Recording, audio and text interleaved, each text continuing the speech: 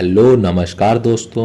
स्वागत है आपका अपने YouTube चैनल राघव फार्मा में। दोस्तों कैसे हैं? उम्मीद करते हैं आप अच्छे ही होंगे, पढ़ाई भी आपकी अच्छी चल रही होगी। दोस्तों आज की वीडियो में हम बात करेंगे अपने नेक्स्ट टॉपिक पेपर क्रोमेटोग्राफी के बारे में।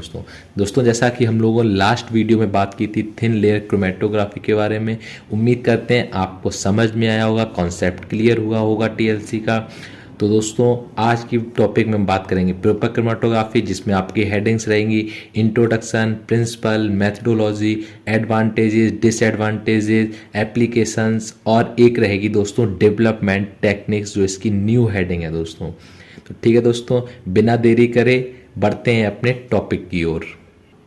दोस्तों पहले हम लोग ओरली बात करते हैं इस पेपर क्रोमेटोग्राफी के बारे में। दोस्तों इसमें क्या होता है, जैसा कि अभी तक हमने अपनी लास्ट क्रोमेटोग्राफी में दोस्तों क्या किया कि दो फेज़ हम लोगों को चाहिए होते दोस्तों, एक स्टेशनरी फेज, एक चाहिए होता था मोबाइल फेज। जिसमें दोस्तों हम लोगों का अभी लास्ट वीडियो में आपका स्टेशनरी फेज था, वो आपका लिक्विड था, और उससे पहले वाले वीडियो में आपका स्टेशनरी फेज सॉलिड था दोस्तों। तो दोस्तों इसमें क्या है कि पेपर क्रोमेटोग्राफी में आपका जो फिल्टर पेपर होगा वो खुद ही एक स्टेशनरी फेज का वर्क करेगा, यानी आपका फिल्टर पेपर वर्क करेगा एज अ स्टेशनरी फेज दोस्तों। इसमें केवल हमें ज़रूरत होती है सैंपल्स के डॉट की दोस्तों और मोबाइल फेज के दोस्तों।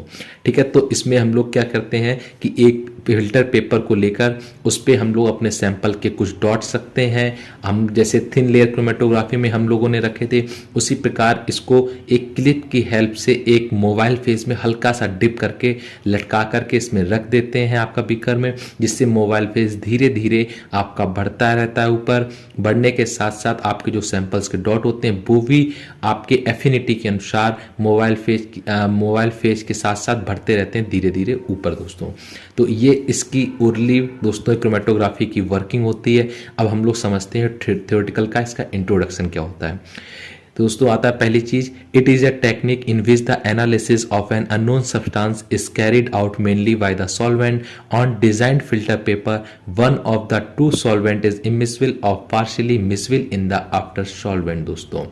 देन आता है the separation is affected by the differential migration of the mixer of substances. The paper chromatography may be regarded as the liquid-liquid partition chromatography. It is based on the principle of partition chromatography दोस्तों। ये है दोस्तों इसका introduction, जिसमें ये कह रहा है कि जो आपका प्रिंसिपल होता है पेपर क्रोमेटोग्राफी का वो डिपेंड होता है पार्टीशन क्रोमेटोग्राफी के ऊपर, वेश होता है दोस्तों। और पेपर क्रोमेटोग्राफी क्या है, आपकी लिक्विड लिक्विड पार्टीशन क्रोमेटोग्राफी की तरह ही वर्क करती है दोस्तों। इसमें आपका वही चीज़ में बताई गई है दोस्तों जो भी मैंने आपको बताया था। देन अब आती है हम लोग की next heading, principle of paper chromatography दोस्तों। तो प्रिंसिपल इसका जैसे क्या है, इट इज यही था पेपर इसका, it is based on the principle of partition chromatography. इसमें दोस्तों क्या होता है, this technique is a type of partition chromatography in which the substance are distributed between two liquid. इसमें दोस्तों क्या होता है, दो लिक्विड के बीच में आपका जो सब्सटेंसेस हैं वो आपके डिस्ट्रीब्यूटेड होते हैं दोस्तों। ठीक है, फिर आता है one is the stationary phase which is held in the fibres of the paper. दोस्तों जो पेपर का जो फाइबर्स होते हैं, जो उसमें रेसे होते हैं पेपर के, उसमें आपका स्टेशनरी फेज होल्ड होता है, उसमें पहले से फंसा हुआ होता है दोस्तों। The other is the moving liquid is called mobile phase. दूसरा दोस्तों जो हमारा होता है, जो लिक्विड मूव करता है, जो पेपर के नीचे से उसको चढ़ता है, सक करने के बाद ऊपर चढ़ता है दोस्तों, उसको बोलते हैं हम लोग मोबाइल फेज। फिर आता है दोस्तों the component of the mixture to be separated at different rate. जो कंपोनेंट का जो मिक्सचर के कंपोनेंट होते हैं वो आपके अलग अलग रेट के अनुसार सेपरेट हो जाते हैं, अलग अलग हो जाते हैं दोस्तों। अब दोस्तों आता है इसका मेन मेथडोलॉजी या वर्किंग ऑफ पेपर क्रोमेटोग्राफी। जैसा कि दोस्तों अभी मैंने आपको ओरली बताया था कि एक ही आपका फिल्टर पेपर होता है जो आपका वर्क करता है एज अ स्टेशनरी फेज। इसके नीचे आपका मोबाइल फेज भरा हुआ था, जो ये सॉल्वेंट है ये आपका मोबाइल फेज होता है। इसमें हम लोग सैंपल के डॉट लगाते हैं दोस्तों, फिर उसको हम लोग क्लिप की सहायता से बांध के उसमें डिप कर देते हैं मोबाइल फेज में थोड़ा सा दोस्तों। देन उसके बाद जैसे ये डिप करते हैं, फिर धीरे धीरे ये मोबाइल फेज आपका रन करता हुआ विद सैंपल के डॉट्स एफिनिटी के अनुसार, जितनी एफिनिटी होती है उस अनुसार ऊपर नीचे जाते रहते, ऊपर तक चले जाते हैं दोस्तों। और आपका धीरे धीरे ये आपकी कंपोनेंट्स को अलग अलग कर देते हैं। जैसे दोस्तों हम लोगों ने यहाँ डॉट रखा, तो ये हमारे इसमें दो कंपोनेंट अगर प्रेजेंट थे दोस्तों, तो ये एक ब्लैक और एक ब्लू आया, तो ये अलग अलग डॉट से आपके कंपोनेंट्स को सेपरेट कर देता है दोस्तों। ये थी इसकी मैथोलॉजी। आप देख लेते हो थियोरेटिकल में क्या कहती है थ्योरी आपकी। फिर आता है दोस्तों पहले heading choice of the paper. हम लोग पेपर को, जो हम लोग का स्टेशनरी फेज है, जो हम लोग का आपका फिल्टर पेपर है, वो कैसा होना चाहिए उसमें। तो before carrying the chromatography process the method of paper chromatography techniques ascending descending descending.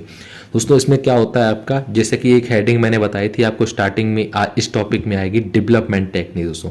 तो वही उसी टेक्निक यहाँ पे बात कर रहे हैं कि क्रोमेटोग्राफी प्रोसेस से होने से पहले हम लोग पेपर क्रोमेटोग्राफी की कुछ टेक्निक्स होती हैं, उसके अनुसार पेपर को चूज करते हैं। एक होती है असेंडिंग आपकी टेक्निक, एक डिसेंडिंग टेक्निक, एक असेंडिंग डिसेंडिंग होती है दोस्तों टेक्निक। उस ऐसा पेपर होना चाहिए दोस्तों ये इन आपकी टेक्निक्स में भी वर्क करे। ऐसा नहीं है कि एक टेक्निक में वर्क कर रहा है पेपर आपका, दूसरे में नहीं कर रहा है। तो इन सारे आपकी जो टेक्निक्स हैं, इन सभी को वो आपको फॉलो करे दोस्तों, ठीक है। फिर सेकंड आता है स्टेशनरी फेस कैसा होना चाहिए हमारा।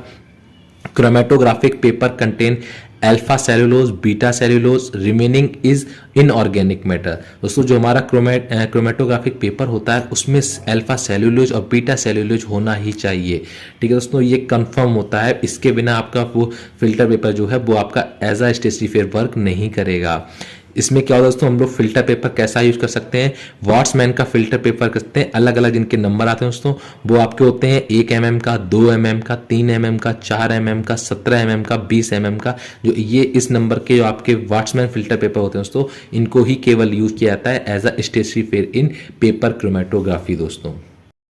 Choice of filter paper depends upon thickness, flow rate, purity etcetera. दोस्तों जो फिल्टर पेपर की आपकी चॉइस होती है वो किसके ऊपर डिपेंड होती है, प्योरिटी कैसी आपकी है, फ्लो रेट कैसा है उसका, मोबाइल फेस का आपका, फिर आते हैं थिकनेस दोस्तों। ये सब चीज़ें डिपेंड होती हैं आपका, तभी आपका फिल्टर पेपर आपका स्टेशनरी फेस के रूप में वर्क कर सकता है। देन आता है आपका mobile phase, pure solvent, buffer solution और mixer of solvent can be use. दोस्तों जो मोबाइल फेज होता है वो आपका प्योर सॉल्वेंट होना चाहिए, बफर सॉल्यूशन होना चाहिए आपका, ये ऐसे ही जो होते हैं उनको ही यूज करते हैं एज अ मोबाइल फेज दोस्तों। फिर इसमें आपका कुछ हाइड्रोफोबिक मोबाइल फेज भी होते हैं। कौन कौन से होते हैं, डाईमेथिल ईथर और साइक्लोहेक्सेन दोस्तों, ये आपके हाइड्रोफोबिक मोबाइल फेज होते हैं।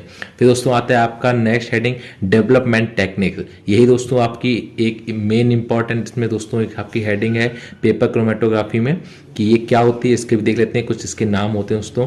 पहला आता है असेंडिंग पेपर डेवलपमेंट दोस्तों। इसमें आपका क्या होता है कि जो भी आपका मोबाइल फेज होता है वो रन करता है असेंडिंग ऑर्डर में, यानी नीचे से ऊपर की ओर करेगा। ये आपका होता है असेंडिंग पेपर डेवलपमेंट। देन आपका आता है डिसेंडिंग पेपर डेवलपमेंट। इसमें क्या है, हम लोग मोबाइल फेस को ऊपर भर देते हैं और उसको ऊपर से नीचे की ओर रन कराते हैं दोस्तों, ठीक है। ये आप इसके डायग्राम देख लीजिए, डायग्राम बहुत जरूरी है दोस्तों बनाना, हैवी दोस्तों इसमें कुछ नहीं, आराम से बन जाएंगे, ठीक है दोस्तों। फिर आपका आता है ascending descending paper chromatography paper development sorry. फिर दोस्तों इसमें आपका क्या होता है कि जो भी आपका मोबाइल फेज होता है वो रन करता है पहले असेंडिंग फिर बाद में डिसेंडिंग रूप में दोस्तों। जैसा कि आप डायग्राम में देख सकते हैं, यहाँ आपका मोबाइल फेज भरा हुआ है, ये पहले असेंडिंग जाएगा बॉटम से टॉप और फिर टॉप से बॉटम डिसेंडिंग ऑर्डर, इसलिए इसका नाम होता है असेंडिंग डिसेंडिंग पेपर डेवलपमेंट दोस्तों।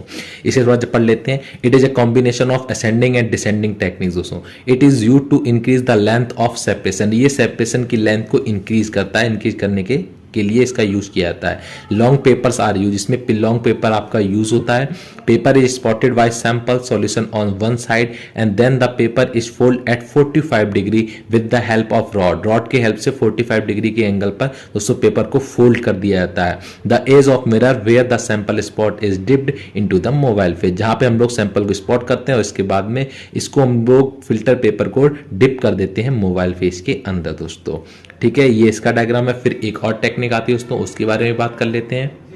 लास्ट टेक्निक आपकी आती है दोस्तों सर्कुलर पेपर डेवलपमेंट, यानी सर्कुलर है सर्कल की तरह गोल दोस्तों। इसमें क्या होता है, we can use circular filter paper and petri disc in this method. इसमें हम लोग क्या करते हैं, गोल फिल्टर पेपर लेते हैं, उसके मध्य में उसके आपके सेंटर में क्या करते हैं हम लोग सैंपल के स्लॉट लगा देते हैं, स्पॉट लगा देते हैं दोस्तों, और उसको हम लोग मोबाइल फेस के अंदर रख देते हैं आपका पेट्री डिस्क के अंदर दोस्तों। ऊपर से उसको कवर कर देते हैं by the help of lid के। लिड से करने बाद दोस्तों क्या होता है, उसके सैंपल के डॉट हैं वो अलग अलग जगह पे शो हो जाते हैं कंपोनेंट के दोस्तों। ये बस इसमें आपका होता है, इन सारे आपके डेवलपमेंट टेक्निक्स को दोस्तों डायग्राम में याद रखने होंगे, डायग्राम जरूर बनाइएगा दोस्तों।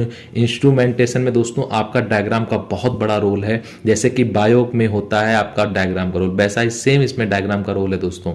ठीक है, फिर दोस्तों हम लोगों की नेक्स्ट हेडिंग आती है एडवांटेजेस ऑफ पेपर क्रोमेटोग्राफी। देखते हैं दोस्तों कुछ एडवांटेजेस भी होते हैं पेपर क्रोमेटोग्राफी, क्या एडवांटेजेस हैं उनके अब देख लेते हैं। Requires less time in separation, ये दोस्तों इस आप टेक्निक के द्वारा आपका जो सेपरेशन होता है वो कम टाइम में सेपरेशन हो जाता है दोस्तों। Requires a small amount of sample for analysis, दोस्तों जो हम लोग सैंपल लेते हैं एनालिसिस के लिए वो आपका बहुत ही कम क्वांटिटी में लिया जाता है इस क्रोमेटोग्राफी के द्वारा दोस्तों। Need small space for setup installation, जो इसका सेटअप होता है, जो इसका आपका पूरा इंस्ट्रूमेंट होते हैं वो बहुत ही कम जगह में ही आराम से इसके सेट हो जाते हैं, कोई आपको बहुत बड़ा इसके लिए एरिया कवर नहीं करना पड़ता है। वेरी सुटेबल टू यूज, इसको यूज करने के लिए कोई खास ऐसा इंस्ट्रूमेंट या ऐसा खास कोई बंदा नहीं चाहिए होता है जो आपको इसको आपका हैंडल कर सके, या आराम से इसको यूज कर सकते हैं। Suitable for separation of both organic and inorganic compound, ये आपका सेपरेशन कर सकता है ऑर्गेनिक या ऑर्गेनिक कंपाउंड या इनऑर्गेनिक कंपाउंड हो, कोई भी ऐसा कंपाउंड हो उसको ये आराम से सेपरेशन कर सकता है दोस्तों। फिर दोस्तों आपके आते हैं कुछ इसके डिसएडवांटेजेस क्या होते हैं, तो डिसएडवांटेज पे भी थोड़ी निगाह डाल लेते हैं दोस्तों। पहला आता है can not be use to separate volatile substance, दोस्तों जो वोलाटाइल सब्सटेंस होते हैं उनको सेपरेट करने में सक्षम नहीं है आपकी पेपर क्रोमेटोग्राफी दोस्तों। Not suitable with large amount of sample, दोस्तों जिनका सैंपल बहुत बड़ा अमाउंट में होता है उसको ये आराम से कंपेटेबल नहीं कर सकता है दोस्तों। फिर can not separate complex mixture, जो बहुत ज़्यादा कॉम्प्लेक्स मिक्सचर होते हैं, सघन होते हैं दोस्तों, उन मिक्सचर को ये सेपरेट करने में सक्षम नहीं होता है। It has less accuracy as compare to HPLC, दोस्तों जो आपकी HPLC होता है हाई परफॉर्मेंस लिक्विड क्रोमेटोग्राफी, उसकी कंपैरिजन में इसकी एक्यूरेसी बहुत कम होती है दोस्तों। ये इसके कुछ डिसएडवांटेजेस है दोस्तों। अब आते हैं इसके कुछ अनुप्रयोग देख लेते हैं, क्या क्या इसके अनुप्रयोग हैं दोस्तों। तो एप्लीकेशंस ऑफ पेपर क्रोमेटोग्राफी क्या है, सेपरेट प्लांट पिगमेंट, जैसे आपके क्लोरोफिल हो गए A एंड B दोस्तों, ये आपका क्या है सेपरेट कर देती है प्लांट के जो पिगमेंट होते हैं उनको भी ये सेपरेट करने के यूज में इसका उपयोग किया जाता है दोस्तों। फिर आता है determine sequence in the DNA RNA molecule, जो आपके DNA RNA मॉलिक्यूल्स होते हैं उनके सीक्वेंस को पता लगाने के लिए भी यूज की जाती है paper chromatography. Determine sequence of amino acid in protein, दोस्तों प्रोटीन में जो हमारे अमीनो एसिड होते हैं उनके सीक्वेंस को पता करने के लिए भी इस क्रोमेटोग्राफी का यूज किया जाता है। Analysis drug metabolites in blood and urine sample, दोस्तों जो यूरिन और ब्लड के सैंपल में जो हमारे ड्रग मेटाबोलाइट्स होते हैं उनका भी विश्लेषण करने में, उनको एनालिसिस करने में हेल्प ली जाती है हमारी पेपर क्रोमेटोग्राफी की दोस्तों। ये इसके कुछ अनुप्रयोग थे आपके पेपर क्रोमेटोग्राफी के दोस्तों। ये थी हमारी आज की वीडियो, उम्मीद करते हैं आपको समझ में आया होगा, आपके आराम से नोट्स बन जाएंगे, इसका कॉन्सेप्ट क्लियर हो जाएगा दोस्तों आपको। अगर दोस्तों कॉन्सेप्ट क्लियर नहीं होता है, कोई चीज़ नहीं समझ में आती है, तो दोस्तों आप एक बार वीडियो को रिवर्स करके देखिए, बिल्कुल भी स्किप ना कीजिएगा वीडियो को, तभी कॉन्सेप्ट आपका क्लियर होगा दोस्तों। हम इतना बड़ा कोई वीडियो लेके नहीं चलते हैं कि हमारा इतना मिनट की वीडियो है दोस्तों, उसमें आपका पूरा कॉन्सेप्ट क्लियर करते हुए चलते हैं, इसलिए वीडियो को बिल्कुल भी स्किप मत कीजिएगा। अब नेक्स्ट वीडियो में दोस्तों हम लोग बात करेंगे अपने नेक्स्ट टॉपिक और थर्ड यूनिट का लास्ट टॉपिक है दोस्तों इलेक्ट्रोफोरेसिस दोस्तों। हम बहुत ही जल्द वीडियो में नई वीडियो लेके हाजिर होंगे इलेक्ट्रोफोरेसिस टॉपिक के साथ में। तब तक खुश रहिए, अपने दोस्तों को वीडियो शेयर कीजिएगा दोस्तों, चैनल को सब्सक्राइब कीजिएगा, वीडियो को लाइक कीजिएगा। तब तक खुश रहिए, पढ़ते रहिए, धन्यवाद।